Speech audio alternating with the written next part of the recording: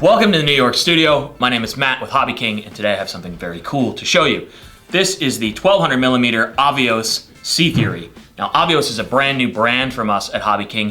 If you're used to the Durafly level of quality and scale detail in a model, Avios is all of that and more because it's bigger. This is going to be any of the models that we bring to you in this kind of high-end scale detail world that exceed 1200mm. Expect a lot of cool stuff from this brand in the future, including that Hobby King yak you guys have been asking about. But before we get into any of that, I want to talk about this plane. You guys have seen the product video by now, and it's super duper cool. This Sea Fury has a lot of cool features. It has those scale working drop tanks that you've seen, has a 4 or a 5 blade prop included in the box, whether you want to fly with a kind of a more scale appearance or you want a little more speed out of the model, you can change that up. The Sea Fury was one of the last of the piston engine fighter designs from the Second World War. It was designed to replace the Hawker Tempest II fighter, which was quite a bit heavier. This is essentially a further development of the Tempest II that lost a whole lot of weight, got fitted with a much more powerful motor, and of course that crazy 5-blade adjustable pitch prop. Started out as a fighter, later morphed into more of a fighter-bomber role because they took so much weight off of the aircraft, they were able to add a significant additional payload. This was the fastest piston engine fighter, single engine piston engine fighter ever created or designed in the Second World War, and also served with distinction throughout the 1950s into the Korean conflict, where I believe it was one of very few piston fighters ever to shoot down a jet in a combat situation. You can ask Tom, he can confirm that for me. Guys, that's probably all you really want to hear out of me. I've got a fresh one of these under the box. I'm going to pull it out and put it together for you, take you through all the significant points of the model, show you just how easily this thing goes together. Then we'll head out, meet our scale consultant, and do a bit of flying. Let's get started. So as we dig into this thing, as you might expect, excellent owner's manual and extremely nice packaging. Everything is really solid in here. We pull this wing out. I want to show you guys right away here. Right in the middle of this wing, if I pull this plastic back a bit, you can see this super cool printed circuit board right here in the middle for electronics.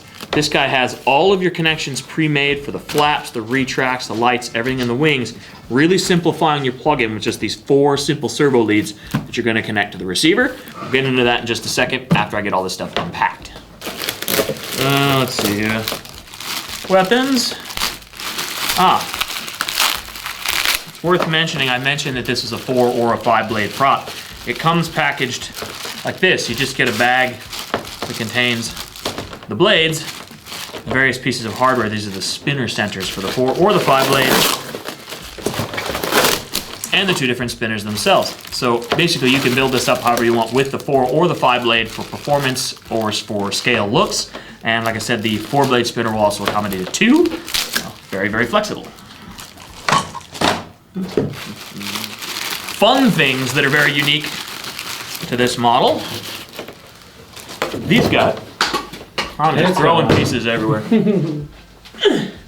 These guys are super cool. These are magnetic drop tanks that are actually servo released. So these go on the wing, and while you're flying along, you flip a little switch and they drop away. They're cool that Stuart had them weighted so they fall straight, which is very neat.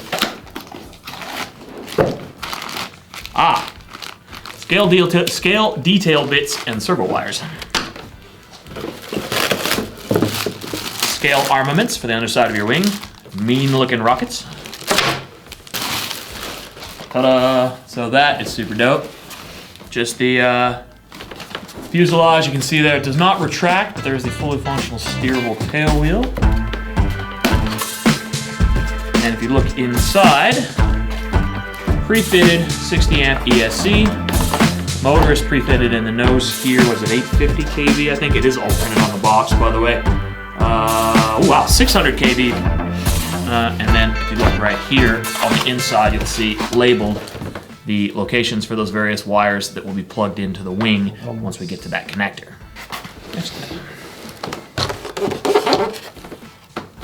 And well secured, but last but not least,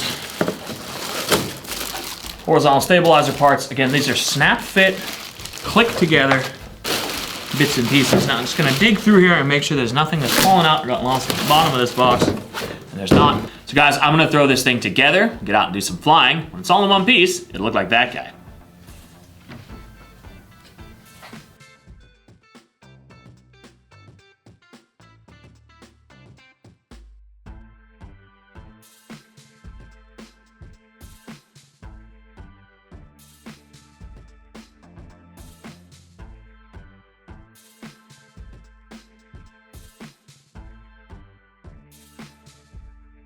That is it for main assembly, guys. As you can see, that took, I don't know, maybe 20 minutes, less than that. I did lie slightly. You will need a bit of this foam safe glue of some kind, either foam safe CA, or I like this sort of rubber cementy spoogey foam glue stuff. This stuff is great. You will need this to attach all of these little scale accessory pieces that come along with the model. Give it that really nice scale look. If for some reason you didn't want to include those things, you didn't want to mount your missiles or bombs or whatever, then you wouldn't need it. So the only thing left to do here is to install the very clearly labeled little bags that contain the control horns and pieces and the control horn rods. Connect the servos, pop in a radio, and get it bound up, and we can go see how it flies. Give me a few more minutes, we'll go do that. So that's super duper cool and never gets old, and it works because right in here, those little rotating guys with magnets on them. You see the magnet when I do that? Yeah, I see it spinning. The little rotating magnets in the wing make the drop tanks work. Endlessly entertaining. So guys, that's gonna do it for assembly. This thing goes together just about as easily as you would expect from a premium brand like Avios or Durafly. Very, very easy to put together. Very excited. Now, a couple quick things. We are gonna fly this thing on a 3700 4-cell. This is a Nanotech A spec. Basically 3500 to a 4000 4-cell for this airplane. Do shove it all the way forward. It likes to be, likes to have that big pack all the way up in the nose.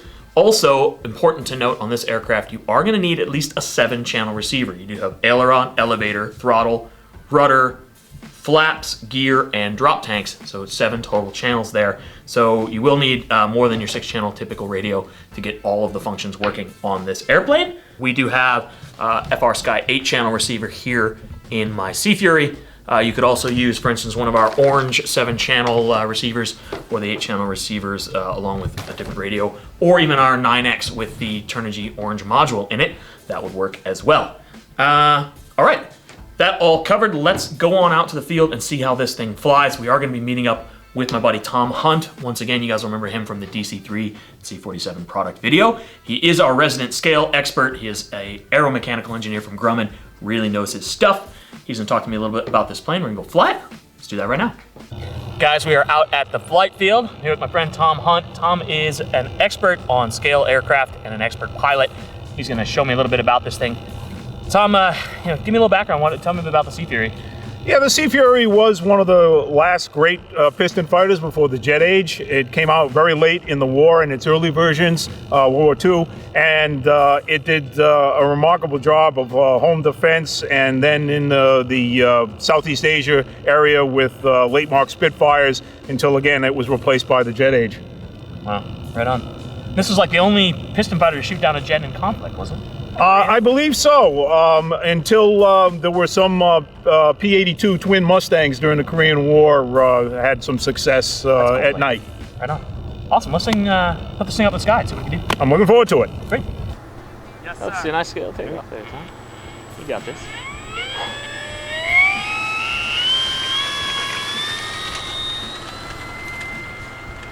Oh, come on. That's brilliant. Let's get in the air. Oh yeah, and she's trimmed well. A little bit of down trim going to be necessary, but oh, we just changed that noseway, right? Yeah, so no surprise there. Because we are flying this on a 3700 4-cell right now. Probably could use a slightly bigger pack, maybe a 4000 4-cell. So we did have to add a tiny bit of weight in the nose to get it flying the way Tom wanted. Yeah, she's a good flying model. It's good in the pitch axis. A large horizontal tail makes it very stable in the pitch axis. The roll is very much like any other fighter. You have to pay attention to it, but there's no surprises. It's like flying a warbird, but not a difficult one. Right, right. I mean, I liken this to flying like any of the bigger, heavier warbirds, like a P-47 or a Corsair. Very similar moments, very similar inertias in any model about this size. Okay. Yeah, I'm very impressed with the scale details. The tank and the rockets are not over-exaggerated like you see on some other warbirds, so there was definitely some time spent in making sure that some of these scale details were proper proportions. And you know, the colors are very good. They seem to be very representative of the aircraft. And it does have a presence in the air.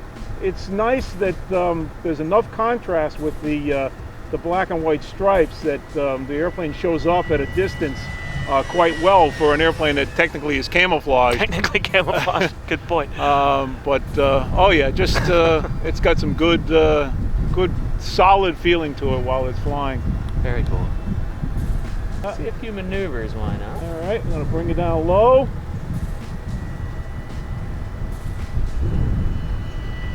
Widowmaker pass. Pull the nose up and roll. Nice. Very nice. Wow, looks good. Guys, I probably should mention as well that we are flying this right now on the 4-blade prop that is included with the kit and not the 5-blade prop. The 5-blade prop looks amazing. It does fly. It gives you that true scale appearance of the Sea Fury, but for performance flying, you get a little more speed, a little more flight time, and a little more power out of that 4-blade prop. Stall turns are nice and graceful. That looked great. Little inverted flight. Oh yeah. Let's be upside down because we can. And it only requires just the tiniest bit of down elevator to hold her inverted. All right, I'm gonna do a tank drop. Incoming, James. Heads up out there, buddy. Woo. Those are a riot. And that lightweight, boy, they sure fly away fast. Well, they are weighted, so they drop at least a little bit in a scale fashion, but they do still flutter a bit more. What an empty tank would flutter, right? I've got a pass here, right over the top of my friend. Run, James. Awesome. Okay, I've been in the air a while. I wouldn't feel much comfortable flying any longer. So I'm going to make one more pass for James. Bring it in, and then we're going to bring it in. All right. Looks brilliant. Gear down. What do we see? 2 showing. I see 2 down and locked. Okay. You are a happy Sea Fury. Coming in, James. I would live another day. Okay, flaps down. Keep the nose down. Keep the power on, about quarter.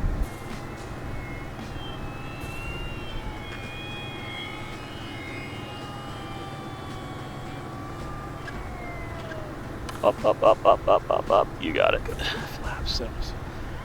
Flaps are ballooning. Yeah, you got to get rid of the flaps as soon as you touch down. Because the flaps will drive the nose down because of just the change of the angle of the air is behind the CG. Pressure yeah, right as you land. So top tip, guys, flaps up as soon as you touch down. Right. And of course, taxi with the flaps up too, not just to keep yourself from taking off again, but it does make it a little, feels a little more tail heavy. You get a little more power out of your elevator. Wouldn't be a bad idea also to have the your dual rate switch on your elevator, flying it on a fairly low rate, and then flip it to a high rate to taxi. Got it. Got it. Hey, Tom, man, thanks a lot for everything. You're welcome so much. Great. See you next time. Okay. So that is it, guys. The brand new Avios Hawker Sea Fury 1200 millimeter.